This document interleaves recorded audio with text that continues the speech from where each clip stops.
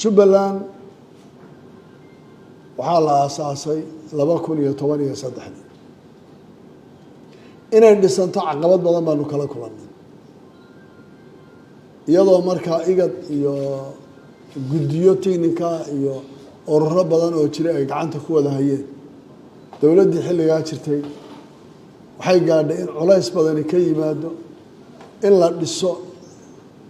oo systemka federaalka isagoo markaa Somaliland ay ahayd system gooni u taagan Puntlandna markaa la dhisay oo federal member state iyadoo ah ay ahayd meeshii ugu horeysay la dhisay Jubbaland inay noqoto meeshii ugu horeysay markaa la isku dayo odayaal badan iyo erga badan iyo dadkii deegaanka oo dhan from meesha ugu dambayso gobolka Gada iyo ilaa iyo xeebta ugu dambaysa la isu wada yimid dadkuna ay go'aansadeen inay maamul dhistaan dawladdii xilligaa jirtay caqabad badan baa lagala kulmay waad ogeydeen dagaalkii ciidankii wada socday ee shabaabka la soo dagaalamay dhexdooda laga riday dhowr boqol oo qof baa ku dhimatay barakac baa ku yimid dhib baa ka dhacay taasaa markaa waxay gaadhay in dib Addis Ababa agreement loo galo oo 2 sano oo ku meel gaadhay iyo wixii lagu heshiiyay Addis Ababa agreement hadda dib ugu noqon maayo deegaankani uu ka duwan yahay deegaanada kale oo dhan markii la isku daro sababtoo ah deegaanada kale inta badan dadka degan ama deegaanku sidii yahay way ka urursan yihiin laakiin kan waa deegaan qof waloo Soomaali maanta uu soo fiirinayo sheeganayo Soomaali ay ku wada nooshay maanta odayaashaas dhaqankiisa kulli haddaan fiirin aad garanaysaan oday waliba maanta qabiilku ka hadlaya wuxuu yahay sidoo sidaa daraadeed isku wadistooda iyo hayntooda iyo in la gaadho bal transition keeda iyo isbedelka ku imanaya iyo waxa dhacayay inay gaadho waa wax ka duwan kuwa kale ee ama dumaasha lagu kala qaato ama dhaxaltooyada ee 2 jufo ama 3 jufo ay wax ka dhaxayso isku mid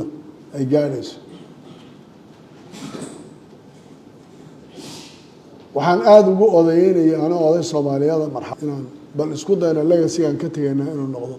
gobolkaana dabadana inuu la fidmoobin ay noqoto gobol degan istiqraar leh sii jiri kara socon kara dadka Soomaalida ku wada nool ay si walaalnimo ku wada noolaanayaan ay magaaladan hadda waxay soo martay iyo dhibkay soo martay cidna looga warramayo qof waliba xogaal bukay shirkaas aad baan ugu odaynayay inaan isku dayo oo wadno oo isu keeno oo jiidno oo aan ilaa xad halka gaarsiino waxay gaadhay markii ugu dambeysay inaan aniga iyo saaxiibaday ku heshiin weyno war shirkan dastuurkan haddii laga wada shaqeynayana aan ka wada shaqeyno shalay Soomaaliland way maqnaydo wada hadal in lala galo oo barnaamijka bal xal si uu loo gaadho waxyaalaan ka hadlaynay baahay Puntlandna waa kii uu naga baxay madaxweynihii waxaan aad isugu dayay inaan isu keeno Soomaali dib isugu timaado la wada hadlo dastuurkan iyo doorashadan iyo waxaan ka hadlaynay kulli ay noqoto wax loo dhayahay oo bal Soomaalidu deennina qof kale uma qaadi karay wixii in la isqanciyaa asal waxay ku soo urursatay looma joojinayo waa laga soconayaa sidan aan yeelaynaa kanaan samaynaynaa taasi markaa waad garan kartaan macnaha ay dhali karta iyo meesha ay gaari kartaa waxa uu noqon karayo aad baan talooyin badan uga jeediyey hadal badan baan ka geystay wax badan baan sameeyey waxaa la yidhi uma istaagayno innagan inteenan haddaynu ku heshiino cid kale waxba inagama gelin sidanaan ku joogaynaa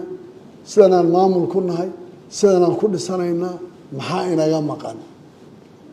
oo waayahay maxaan shalay ku dagaalamayna waxaan aad u waxyaalaha qariibka ah waxaa ka mid ah madaxweyne xasan sheekh waxaan aad uga talin lahaa bal inuu shalay iyo maanta is dhageysto ani hadaladayda ha la isu wada keenay shalay iyo maanta iyo kulli waxaan ku hadlayaa waxaan aqaan laakiin madaxweyne xasan hadduu shalay is dhageysan lahaa markaan soo bax ninka odayga saaxiibkay aan lahayn iyo maanta inuu is dhageysaa ficnaan lahayd falka dhacay iyo qaabka wuxuu jiraan iyo sayid